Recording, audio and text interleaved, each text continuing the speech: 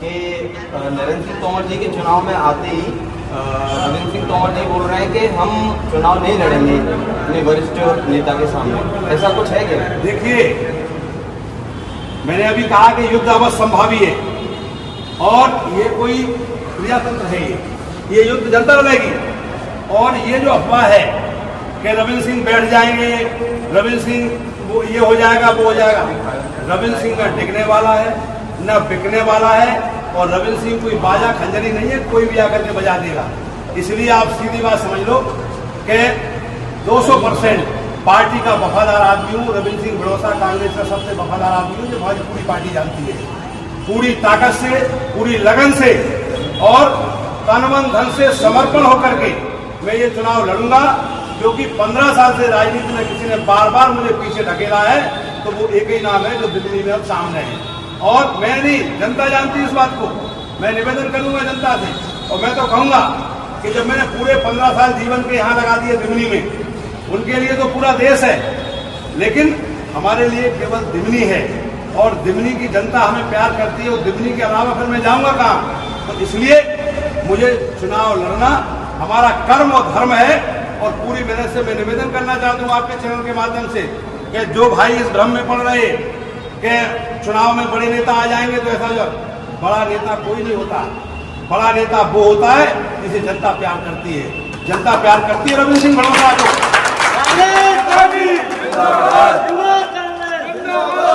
इसलिए आप भरोसा करिए। और मैं पूरे क्षेत्र के लोगों से अपील करता हूं चैनल के माध्यम से कि आप किसी प्रकार की अफवाह में, भ्रम में नहीं पड़े। और बहुजन समाज पार्टी के जो मतदाता हैं, उन्होंने भी मन बना लिया है। मैं निवेदन भी कर रहा हूं कि बिल्कुल ये भूल मत कर देना। आप तो कांग्रेस को वोट देना, कांग्रेस आपकी पार्टी है। और जब कांग्रेस जीतेगी तो बाबा साहब बौद्ध सत्य भीमराव अम्बेडकर साहब का बनाया हुआ संविधान बचेगा, आपका सम्मान बचेगा। ये भी मैं निवेदन करूंगा। सर, आपके विचारों को सुन के एक प्रश्न और करने का मेरे मन में आया, तो वो भी कर लेता हूँ सर मैं।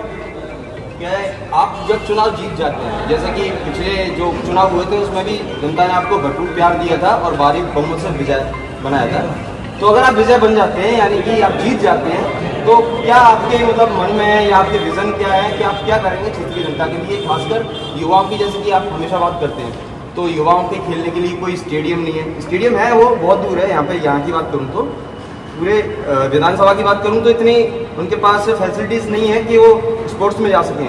एथलीट कुछ भी नहीं है सर। एक टीचर होना चाहिए, वो सब होना चाहिए। महिलाएं, बच्चियां, वो भी नौकरी करना चाहती हैं। आजकल कौन नहीं नौकरी करता? युवाओं को ही नौकरी नहीं है सर। उनकी बात तो फिर बाद में कौन करेगा? कौन? तो मैं जानना चाहता हूँ सर, आपके क्या विचार है सर? देखिए, बहुत अच्छा प्रश्न है आपका। मेरा तो एक मानना है कि निरुद्देश राजनीति, निरुद्देश सामाजिक कर्म वो पाप का काम है।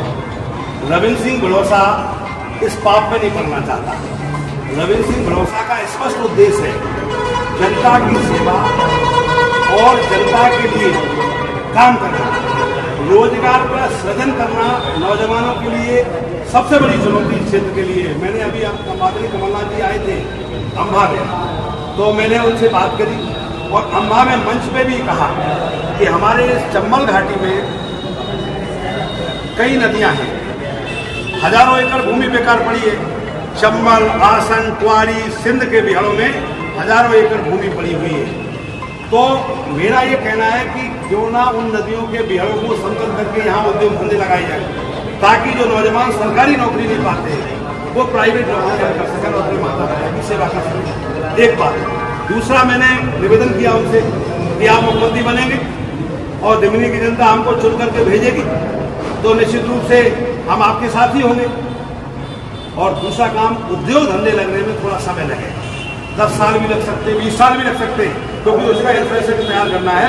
और हमें जो बदनाम किया गया है, उस भय को हिंदुस्तान के लोगों में पहुंचाना पड़ेगा। जो भय निकालिए, चंबल के लोग बहुत अच्छे हैं, ईमानदार हैं, सच्चे हैं, हमें अपनी ब्रांड वैल्यू तैयार करनी है। उससे पहले मैंने ये कहा कि हमारे पास प्राकृतिक संपदा के लिए चंबल घाट नदी है। चंबल नदी में बाढ़ आती है तो यहाँ के लोगों के मकान बह जाते हैं, उनके मवेशी बर्बाद हो जाती है, उनकी खेती बर्बाद हो जाती है, बाल बच्चे परेशान होते हैं। लेकिन एक मुट्ठी अगर चंबल से कोई रेत निकाल लेगा तो उसका मुकदमा हो जाएगा। ये कहाँ का न्याय है? मैंने कहा कि जब कांग्रेस की सरकार आएगी तो शिवपुर से लेकर के सबलगढ़, सुमावली, जौरा, मुरैना और दिमनी क्षेत्र, पूरा तोमरघाट और पूरा अम्बा क्षेत्र और भिंड तक, जालौन तक चंबल जाति पर्सनली तक, तो कम से कम 50 घाट खुलने चाहिए। और उससे क्या होगा, सरकार को रेवेन्यू मिलेगा। और जो नौजवान हमारे पढ़े लिखे नहीं है, गांव में ट्रैक्टर रखते खेती करते, तो वो जब उनके खेती के अलावा जो समय बचता है तो उसमें वो रेत का काम कर सकते हैं। 8,000 रुपये 7,000 रुपये की ट्रॉली मिलती है और चंबल नदी बगल से लगी हुई है, इसलिए वो काम भी आदरणीय कमलनाथ जी ने कहा है कि हम वो भी करेंगे। और इसलिए नहीं, मैं तो सीधा सीधा काम करने वाला आदमी हूँ। इंडस्ट्रियल कॉरिडोर इस क्षेत्र में आना इसलिए आवश्यक है कि जब तक हम उद्योगों से नहीं जुड़ेंगे तो हमारी छवि भी बेहतर नहीं होगी। हमें अपनी छवि बेहतर बनानी है, लोगों को रोजगार का सृजन करना है। सड़क, बिजली, पानी, स्वास्थ्य, शिक्षा, ये मूलभूत आवश्यकता है। इसके लिए मैंने लड़ाई लड़ी। दिमनी में एक भी महाविद्यालय नहीं था, मेरे विधायक बनने के बाद दिमनी में महाविद्यालय बन रहा है, काम शुरू हो गया। और खड़ियार में हॉस्पिटल अधूरा पड़ा था, मैंने अपने कार्यकाल में बनवाया। 18 सड़कें फिर से मैंने बनवाई, मेरा रिकॉर्ड है मेरे पास। 5 प्रधानमंत्री सड़क योजना की बड़ी सड़कें, 24 PSC सेंटर के लिए मैंने मांग करी, जिसमें 9 मंजूर हुए, बाकी मंजूर नहीं किए। सरकार हठधर्मता पूर्वक, हम कांग्रेस पक्ष के विधायक हैं इसलिए हमारे कामों को रोका गया। तो ये सारी चीजें हमारे पास रिटर्न में हैं।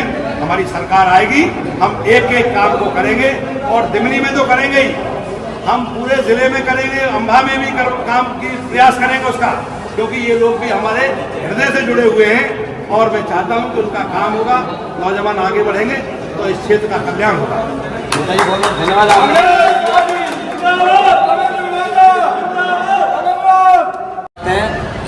दिमनी विधानसभा के कांग्रेस पद के प्रत्याशी श्री रविंद्र सिंह तोमर जी, और मैं उनका बहुत बहुत धन्यवाद करना चाहता हूं कि आज उन्होंने अपने कीमती समय से हमें कुछ समय दिया है। तो आइए आपके जो कुछ सवाल हैं उनसे नेताजी से कुछ सवाल करते हैं। तो नेताजी, सबसे पहला सवाल मेरा ये है कि जो अभी आगामी चुनाव उनके लिए आपकी क्या तैयारी है? देखो, चुनाव की तैयारी में दिमनी विधानसभा की जनता पूरी तरह से चुनावी मोड में तैयार है। और इवन मध्य प्रदेश में चुनाव होने वाला है तो पूरे मध्य प्रदेश जनता चुनावी मोड में है। तो मैं राजनीति कर रहा हूँ, वर्तमान में विधायक हूँ, तो फुल तैयारी के साथ दिमनी विधानसभा के समरांगण में, और मैं कह सकता हूँ कि ये पांडवकालीन अगर बैक इतिहास में जाएंगे और स्मरण करेंगे तो हस्तिनापुर में एक योजना बनी थी महाभारत की, और वो कोई चाह नहीं रहा था उसे, लेकिन ना चाहते हुए भी वो कुरुक्षेत्र में समरांगण तैयार हो गया, तो युद्ध अवश्यंभावी हो गया। और इसलिए नहीं, दिमनी विधानसभा क्षेत्र की जनता ने मन बना लिया है और मध्य प्रदेश की जनता ने मन बना लिया है कि इस बार कांग्रेस की सरकार लानी है और फुल तैयारी के साथ लड़ाई लड़नी है। नेताजी, एक और सवाल है मेरा आपसे कि आपके विपक्ष में एक जो आपके कहें आपके विरोध में जो उतरे हैं, तो उनको बहुत लोग शौक में, मैं कहूँ तो, कि उनको आपके खिलाफ क्यों उतारा गया? बीजेपी की बात कर रहा हूँ मैं, आप समझ ही गए होंगे मैं किसकी बात कर रहा हूँ, नरेंद्र सिंह तोमर। बिल्कुल बिल्कुल। तो आपके नज़र में क्यों हुआ है? ये कोई रणनीति है, चुनावी कोई जुमला है, क्या है? देखिए, अगर केंद्रीय मंत्री जी की बात करो तो मैं 2008 में राजनीति में पहली बार चुनाव लड़ा, तो वो 256 वोट से मैं चुनाव हारा नहीं था। वो इस भय के कारण कि रविंद्र सिंह ऊर्जावान आदमी है, योग्य है, मेहनतकश है, ईमानदार है, तो अगर ये राजनीति में आगे बढ़ेगा तो इसका जनता इसको पसंद करेगी। और 256 वोट से वो चुनाव हराया। फिर मैं उस समय दूसरा चुनाव में कांग्रेस से लड़ा, तो उस समय भी कांग्रेस का प्रचार न करके वो भारतीय जनता पार्टी के बड़े नेता वो प्रचार कर रहे थे, उल्टा अपनी पार्टी का नहीं कर रहे थे, क्योंकि रविंद्र सिंह तोमर जमीनी आदमी है, ये खतरा है। ये भारतीय जनता पार्टी ने केंद्रीय मंत्री को यहाँ उतारा है, तो ये निश्चित रूप से ये सामने दिख रहा है कि ये भारतीय जनता पार्टी का और है, साफ साफ दिख रहा है। और इसलिए नहीं, मजबूती क्यों, मैं 24 घंटे जनता में रहने वाला आदमी हूँ। जनता हमसे प्यार करती है, हम जनता से प्यार करते हैं, क्योंकि राजनीति में सब कुछ, प्रजातंत्र की राजनीति में जो कुछ भी है सब कुछ मिला के जनता है। और ये राजनीति किसके लिए? जनता के लिए। डेमोक्रेसी में कहा है कि जनता के लिए, जनता द्वारा, जनता की सरकार। तो मैं इस बात को इसलिए कह सकता हूं कि दिल्ली विधानसभा में एक कैंडिडेट ऐसा है मौजूद, कांग्रेस की सरकार आने वाली है, तो निश्चित रूप से वो भय दिखाई देना। और मैं 24 घंटे जनता में रहकर के अपनी गाड़ी में बोरिया बिस्तर रखता हूं और जनता के बीच में जाता हूं। जहां शाम हो जाती है वहीं रुक जाता हूं। लोग हमसे पूछते हैं कि तुम्हारा घर कहाँ है, तो मैं पूछता हूं कि मेरा घर तो जिसके घर में पहुंच जाए वही मेरा घर है। और दूसरी बात, गाड़ी में और सड़क पे रहा सवाल 24 घंटे मैं अपने घर परिवार को छोड़ के माता पिता की सेवा में समय नहीं मैं दे पाया ये, लेकिन मैंने जनता को अपना माँ बाप माना, अपना परिवार माना, और जनता ने भी मुझे अपने परिवार का सदस्य माना है। इसलिए ये मजबूत जो व्यवस्था देख करके भारतीय जनता पार्टी का भय दिख रहा है कि उन्होंने दिल्ली में उन्होंने केंद्रीय मंत्री को उतारा है, लेकिन जनता किसी को बड़ा छोटा नहीं मानती। जनता तो ये मानती जनता के बीच में है, जनता की जो बात सुनता है, जो मिलता है, जो उनके काम करता है, उसके साथ रहती है। मैंने दिल्ली में बड़े गांव पे जनता दरबार लगाया, उदाहरण नहीं है आज तक का किसी एमपी ने आज तक जनता से मिलने का कोई समय निश्चित किया हो।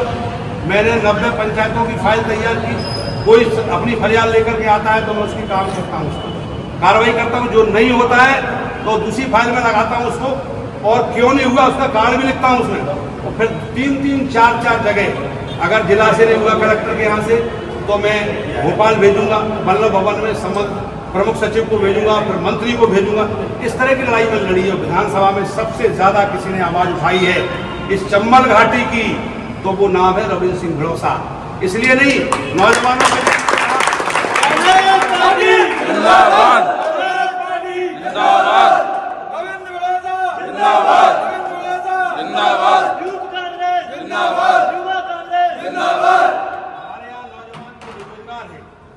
भारत की सीमा की सुरक्षा करते हुए लाखों नौजवान अपने प्राण दे चुके हैं, और लाखों माताओं की गोदियां सूनी हो गई, लाखों बहनों के सिंदूर उजड़ गए, और बिस्मिल जैसे वीरों ने आजादी आंदोलन पर प्राण देकर के धरती का माता भारत ने पूरी दुनिया को ऊंचा किया।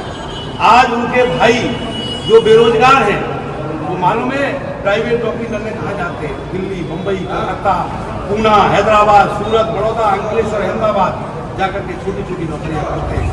मैंने शिवराज सिंह जी से, माननीय मुख्यमंत्री जी से कहा, आप यहाँ अगर इन्वेस्टर मीट करके चंबल का सम्मान कर रहे थे तो एक इन्वेस्टर मीट करते ना यहाँ, और यहाँ उद्योग धंधों की पहल करते, तो कोई पहल नहीं की, बल्कि चंबल घाटी के लोगों को तो ये कह करके बदनाम करते हैं कि यहाँ डाकू और बदमाश रहते हैं, जबकि चंबल में कोई डाकू बदमाश नहीं हुआ। मैंने आवाज उठाई, अन्याय के खिलाफ बगावत करने वाले बागी पैदा हुए हैं, और ये कह करके हमको बदनाम कर रहे हैं डाकू बदमाश। तो इसका जवाब, ईंट का जवाब पत्थर से देंगे यहाँ के नौजवान कि हमको बदनाम करने की साजिश कर रहे हो, जबकि हमारे लिए रोजगार का सृजन नहीं कर रहे हो।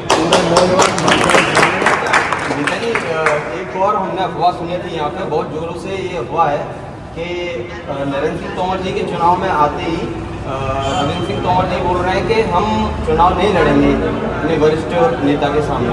ऐसा कुछ है क्या? देखिए, मैंने अभी कहा कि युद्ध अवश्य संभावी है, और ये कोई क्रियातंत्र है, ये युद्ध